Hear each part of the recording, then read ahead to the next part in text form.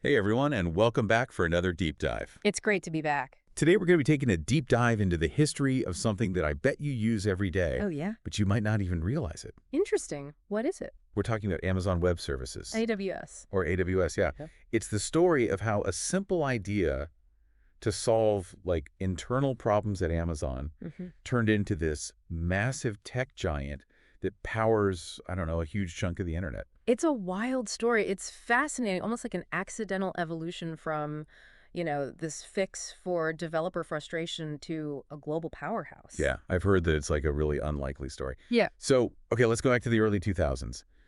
Amazon at this point is this booming online retailer, Yeah. but they hit a bit of a snag. What was the problem? What sparked the AWS idea? So imagine this. You're a developer, you're building a website. Every time you need a new feature, you have to build the entire foundation from scratch. So that's basically what it was. Every software team at Amazon was reinventing the wheel, wasting all this time on just basic infrastructure instead of actually, building new and innovative stuff. Yeah, that sounds like a nightmare. It would be so frustrating too. I think I read something about muck. Is that what they called this problem? Muck is exactly what they called it, like this constant rebuilding of basic systems. It was just slowing everything down. Oh, muck. Right. So they had this idea. What if we build a shared infrastructure, a platform that everyone could use? And what's interesting is around the same time, their affiliate program, remember that? Yeah, the one where other websites can link to Amazon products, right? Exactly.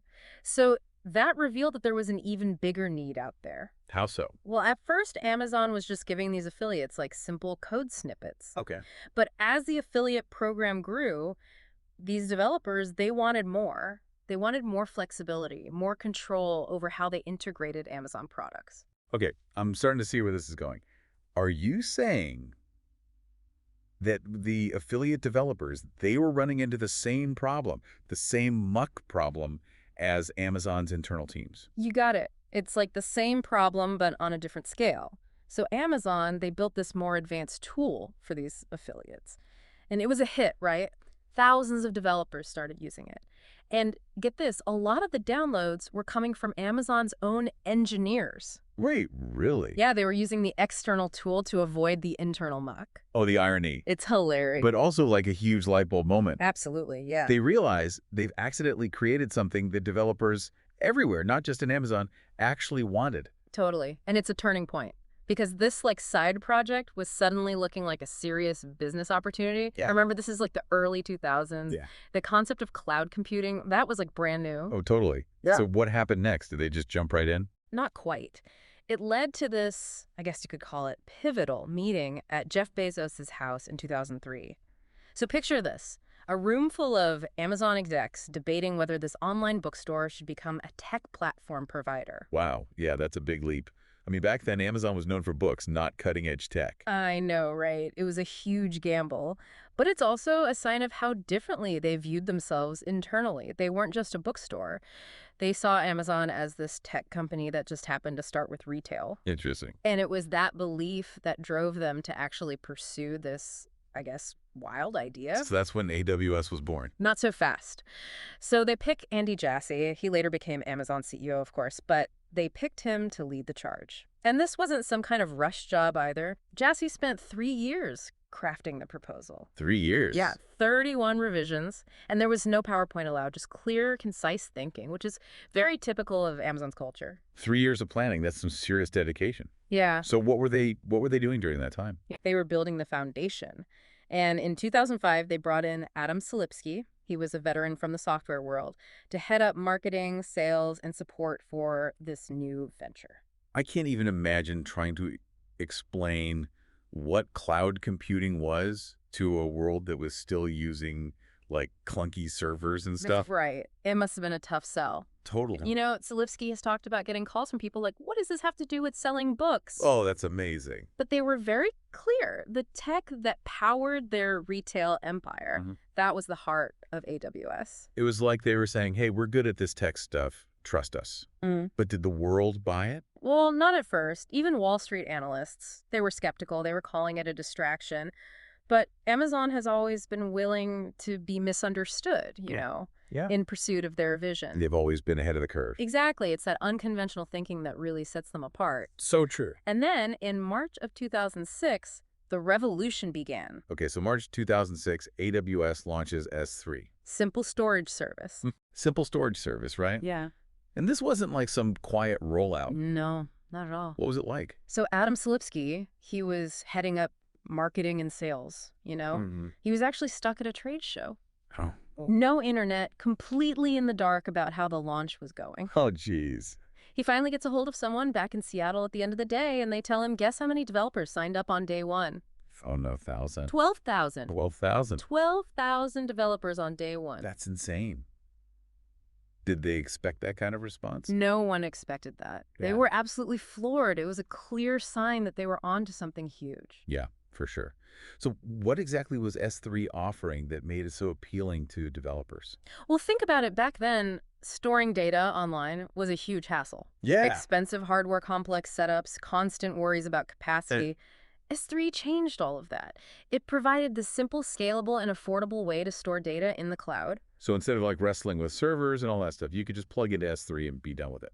Pretty much. And then a few months later, they launched their second core service, EC2 Elastic Compute Cloud. Okay.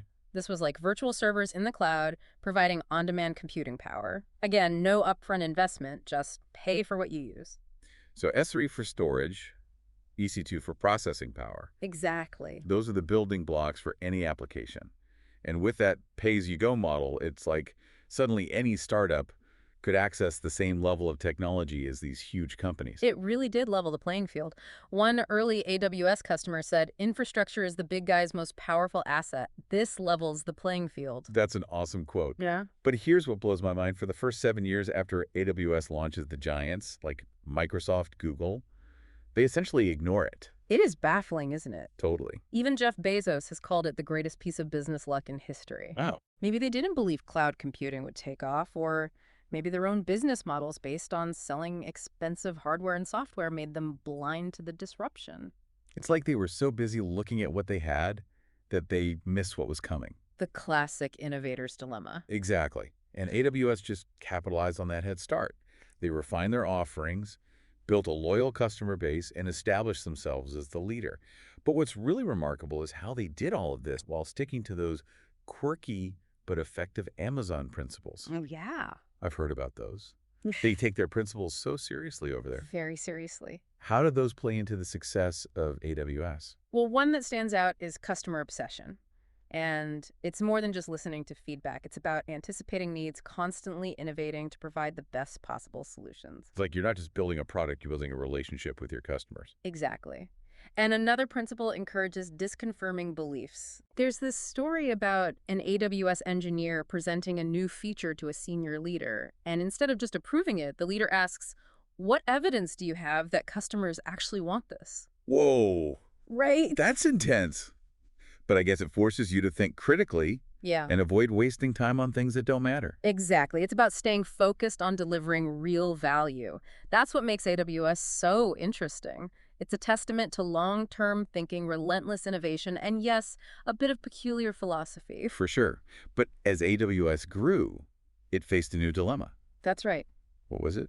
Don't leave me hanging again. Well, their incredible success brought new challenges. Remember those criticisms about Amazon's demand and work culture? Yeah, those are pretty serious concerns. How did that impact AWS? It's not just about technology, it's about people. As they grew, they had to think about attracting and retaining top talent, fostering a culture that encourages creativity but also respects people.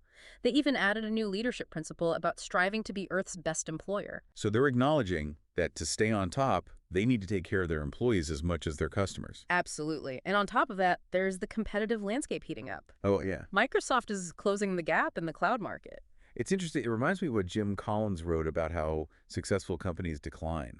He talked about bureaucracy, loss of discipline, risky ventures. Yeah. Is AWS susceptible to that? It's a risk for any successful company. Adam Silipsky himself has said that his job is to ensure that AWS doesn't become an incumbent, that they don't lose that entrepreneurial spirit. So they're battling this external competition and internal pressures, all while trying to stay true to their core values. Yeah. It's a high-wire act. Exactly. And that brings us to the big question, can AWS maintain its edge, that hunger for innovation as it matures?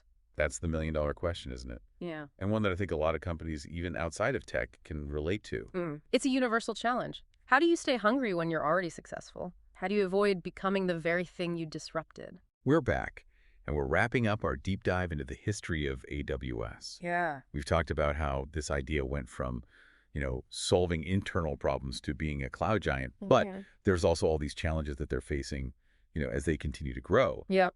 You were mentioning Microsoft closing the gap. What are some of the other threats that AWS is facing right now?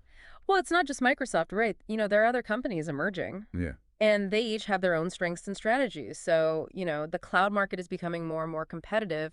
AWS can't just sit back and, rely on past successes. It's like they're being chased by the very forces that they unleashed on the world. Yeah. And then on top of that, there's that internal struggle that we were talking about.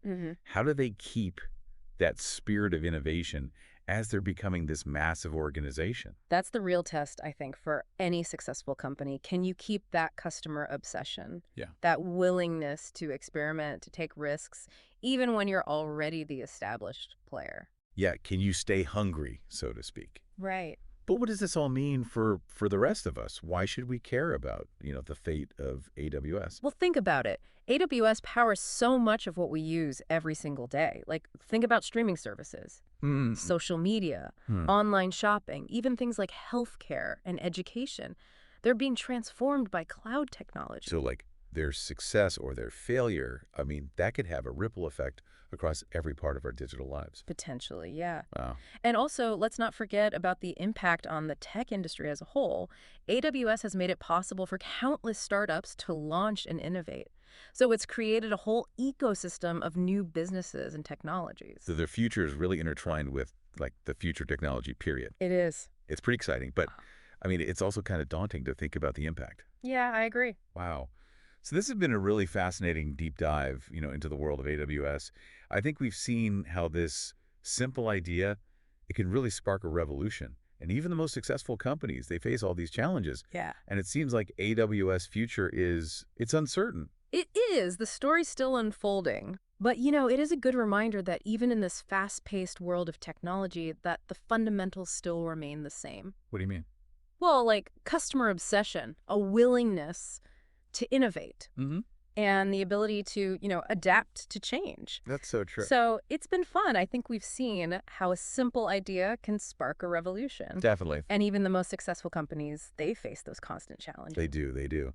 Well, thank you so much for joining us on this deep dive. I think we've explored the history, but also, pondered what the future might hold for AWS. Until next time, keep learning, keep exploring, and keep diving deep.